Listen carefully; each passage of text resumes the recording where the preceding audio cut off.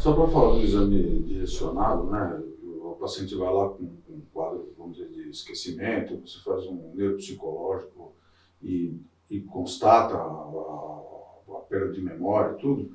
Eu disse agora há pouco, né, a respeito do diapasão, eu acho que é o único instrumento e o único sinal que eu acho que, além do direcionado, ou por uma labirintite, ou por uma dor de cabeça, ou por déficit de memória, que você é obrigado a fazer o diapasão, porque, de novo, o paciente não vai queixar. Então, se a gente vai, como destacou o Ilmar, se você vai confirmar ou negar o que foi dito na anamnese, a perda da sensibilidade profunda vai passar batida, porque ele pode não queixar.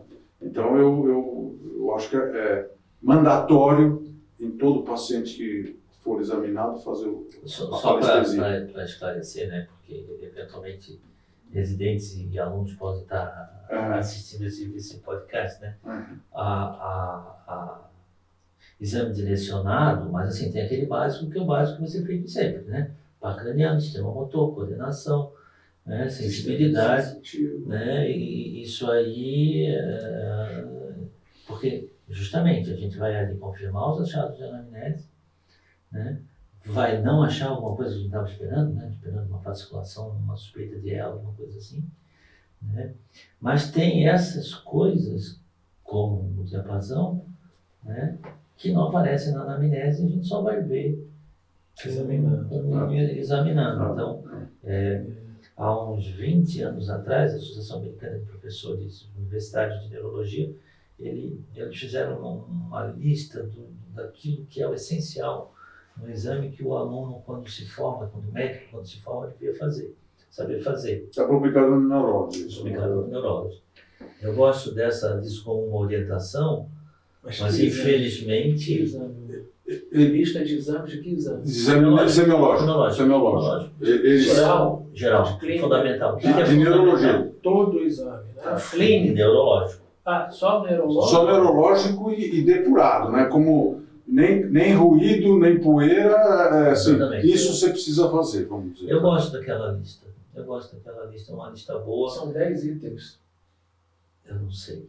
Nós replicamos isso? Não, isso é um outro trabalho que vocês replicaram, que foi feito na McGill e depois foi feito vocês repetiram na... mas essa esse trabalho é um trabalho, vamos dizer assim, o trabalho da McGill, eles perguntaram para diversos, né, neurologistas canadenses o que eles faziam. Né? Eram neurologistas sem universidade, sem trabalhar na universidade. Para ver o que faziam. Depois o professor Pérez repetiu isso na UFRJ. Foi coincidente. E saíram outros depois. Tem umas diferençazinhas, né? Umas coisas pequena, de campimetria, umas coisas assim que alguns fazem, outros não fazem. Isso aí é o que o neurologista, que foi questionado, dá valor. Você faz nunca, às vezes, quase sempre. E, então você coloca lá, assinala o que você faz, e nesse apanhado se tiraram 10 sinais, que são os mais utilizados, e varia um pouco de lugar para lugar. Uns não dão importância ao fundo de olho, não fazem sempre, por mais diversos motivos, mas outros fazem. A pesquisa da força, alguns fazem, outros não fazem com tanto detalhe. A pesquisa do rombo, a pesquisa do cutâneo plantar, então vai variando. Mas espero que nessa minha conversa o diapasão todos façam. Ou não? Olha, eu não estou lembrado exatamente agora. Mas na recomendação dos professores universitários lá da Associação Americana de Professores de Neurologia, sim. Mas assim, é diferente, né? Esse é um estudo epidemiológico daquilo que é feito. Né? Lá é uma ideia... do que precisa ser ensinado. Precisa ser ensinado. Né? O aluno da graduação. E aí aparecem esses regionalismos, né? A gente, o Pérez já foi, tu também já fosse, também durante muito tempo, a gente trabalha na comissão de ensino da BN e a gente, né, a prova prática, a gente vê o regionalismo, né? Assim, no sentido de que o exame neurológico em alguns lugares começa pela marcha, outros começam pelos pares cranianos, outros... Isso não tem problema, né? O problema é que que o fundamental seja feito. Que você tem uma sistematização para não esquecer as coisas, né? Mas a sistematização, ela depende muito do serviço em que você foi treinado, né? E daí, se você treina direito, né, faz isso com elegância, faz isso com firmeza, né, a coisa vai bem. Mas a sequência não é necessária que seja uniformizada. Eu acho assim que o exame, e não importa se você começa por nervos craniais ou se você começa pela marcha, a parte mais importante do exame neurológico, que eu acho que se mantém até hoje, é uma que pouco se fala, que é a inspeção. Olhar para o doente, olhar só, ver o aspecto dele, a maneira como ele se porta, isso é o mais importante. Esse é o primeiro grande exame que se faz no exame neurológico. O segundo é o caminhar. O caminhar usa todas as estruturas do sistema nervoso. Usa córtex, tronco cerebral, cerebelo, medula, usa tudo. Então você vê uma pessoa caminhar, é uma riqueza de informações absolutamente enorme que você pode tirar daquilo. Agora, nessa época que nós trabalhamos, até no mesmo período, sobre validar o título de especialista para os colegas, o que eu vi ali é que, e isso aí é um alerta, isso me incomodava muito, é que muitas pessoas examinavam o paciente, porque a prova era uma prova teórica e uma prova prática que constava itens de exame neurológico, examina a coordenação, examina o terceiro nervo cranial, coisas assim. Mas muitos faziam aquelas manobras como se fosse um balé, sem saber o fundamento daquilo. Isso é importante. O exame neurológico é baseado na premissa de que o indivíduo sabe neuroanatomia e neurofisiologia. É importante que saiba isso, neuroanatomia e neurofisiologia, para você ter noção do que você está fazendo, do que você está pesquisando. Senão vira realmente um balé. Pega o martelo, toca aqui, toca ali, bota o dedo na ponta do nariz. Pesquisa de força sem saber que músculo é o que você está pesquisando e qual é a inervação dele é de pouca utilidade. E isso é necessário se dizer, é importante que se saiba. Essa coisa da neurofobia vem muito em relação à pessoa não ter um conhecimento básico de neurofisiologia nem de neuroanatomia. Aí vem, porque tem medo de fazer a coisa, mas ele não tem um conhecimento básico. Tem razão, tem que ter medo, porque não sabe o que está fazendo. Só sabe fazer. Isso é um problema nessa época de currículos novos, baseados em problemas, né? Que muitas vezes o aluno chega para a semiologia e ele não teve a anatomia inteira, não teve a fisiologia inteira. Ele vai completar a fisiologia da neurologia lá quando tem aula de neurologia. Só que a semiologia ele entra mais cedo, né? A verdade é que a força política dentro da universidade das neurologias, em geral, os nossos departamentos são departamentos pequenos em relação aos outros. E, portanto, politicamente, muitas vezes, eles têm mais força do que a gente. Agora, aqui entre nós, aqui entre nós. Se você pegar o Cécio, o Harrison, 1/5 daquele livro é neurologia. Nós não temos 1/5 da carga horária. Nós não temos. Outra. Em geral, a semiologia cardíaca ou pulmonar, vamos dizer, tem a mesma carga horária que a neurologia. Nós temos a mesma carga horária. Agora aqui, quantas bulhas tem? Quantos sopros podem ter? Quantos sibilos ou roncos podem ter, ou percussão? Eu entendo que a semiologia da fraqueza, vamos esclarecer essa fraqueza, é muito mais complexa do que você fazer uma ausculta cardíaca.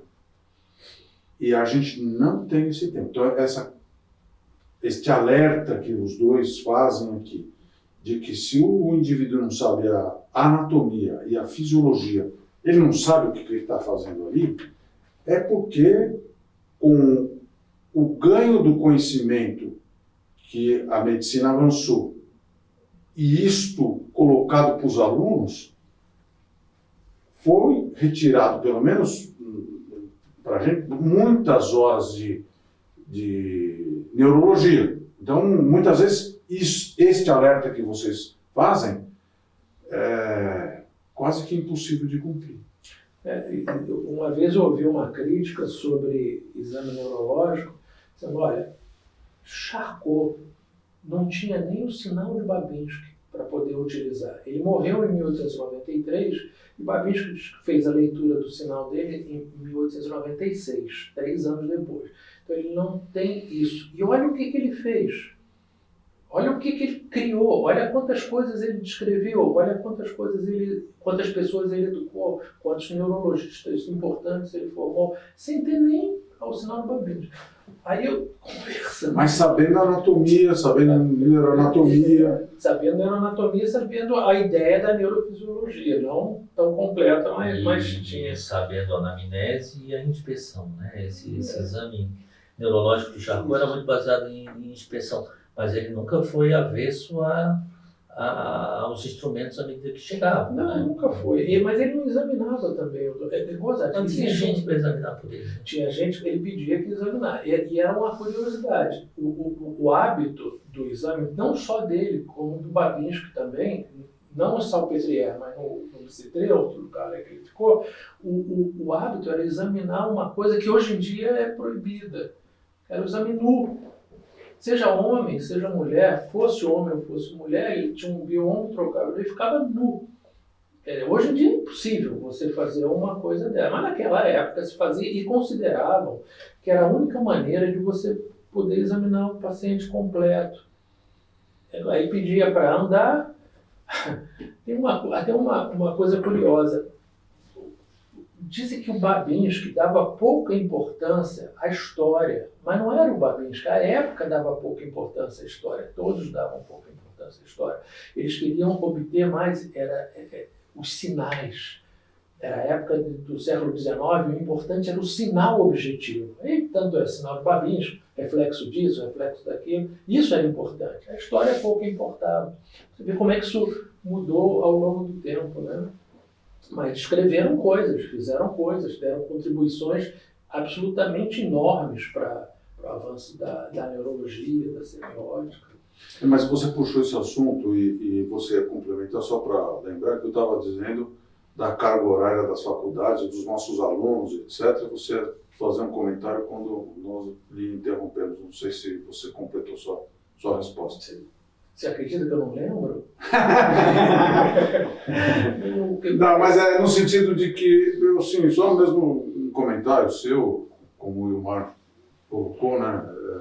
Sobre carga horária? Carga horária para neurologia, para exame neurológico, para o aluno, para o aluno da graduação. Olha, existem alguns viés, por exemplo, houve uma época na minha vida que eu me dediquei muito à cefaleia. Depois me afastei bastante até, mas nessa época eu li um texto que levantavam cefaleia é uma queixa importantíssima em qualquer ambulatório neurológico. Né? Agora soma as duas maiores queixas, né? Vertigem, né? E cefaleia, tonteira e cefaleia. E aí viram que num determinado curso de uma universidade americana, o sujeito tinha 3 horas de estudo de cefaleia, ou de aprendizado de cefaleia, durante todo o curso médico. 3 horas, só, para ele aprender tudo que dizia a respeito. Isso me impressionou muito. Mas isso Mas eu acho que 3 horas está bom. Precisa mais.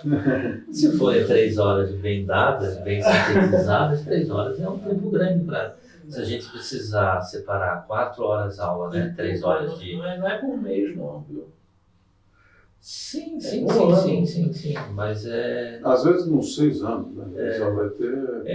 É claro que a gente, especialista, sempre acha que a nossa especialidade é a coisa mais importante do mundo, mas quando a gente passa a ter que discutir essa divisão de tempo, né?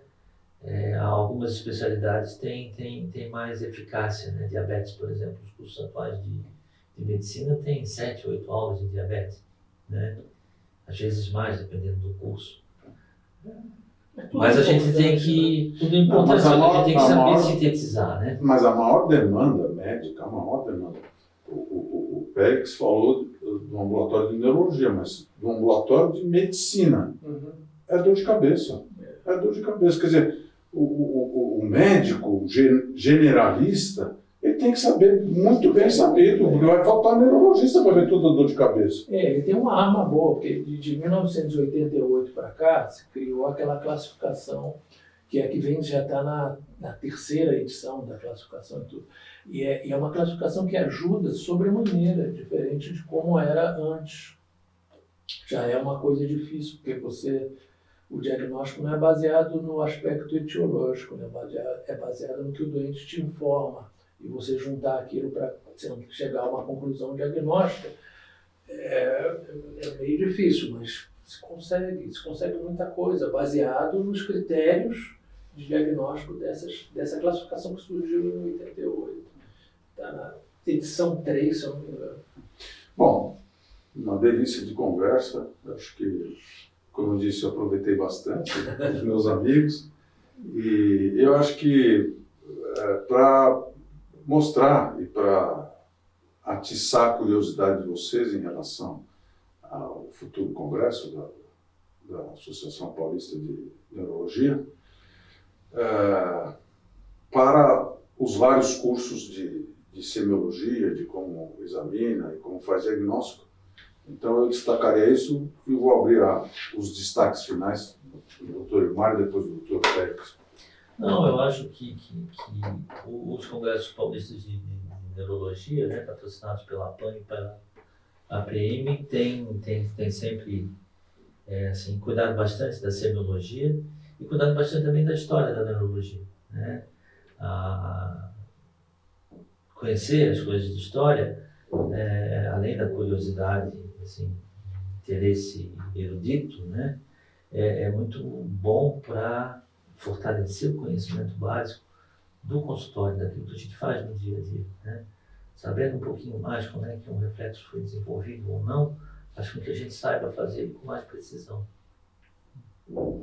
Eu concordo. Eu acho que no ensino-aprendizado, você frente a uma turma de alunos, se você quer ensinar semiologia e conta para esse aluno como é que aquele sinal surgiu, como ele veio, quem o descreveu, que é o aspecto histórico da coisa, isso ajuda sobremaneira para o aluno gravar e torna mais interessante o aprendizado. Então, eu acho que é uma coisa, história e semiologia tem que andar de braços dados. E isso, quando você, como professor, quer transmitir essa mensagem, quer informar isso, se você fizer essa conjunção, isso facilita muito o aprendizado daquele aluno. Eu acho que essa oportunidade da gente falar, porque nós falamos aqui basicamente disso, foi semiótica, e super bem orientado pelas perguntas, foi semiótica e história, as duas coisas. E elas estão entrelaçadas e a oportunidade foi ótima. Eu só tenho a agradecer. Não, que claramente, né, eu estou interrompendo, mas a gente podia continuar conversando aqui por horas e horas, né? Não vai ter memória nas câmeras para captar toda essa conversa. Tá certo. Então, obrigado ao pessoal técnico que ajudou a gente, nos apoiou, o Acari pela ideia. E obrigado por vocês terem vindo de longe, sacrificando o dia de consultório, tudo para vir aqui. Muito obrigado por vocês terem vindo também. Obrigado. Eu que agradeço. Prazer é nosso.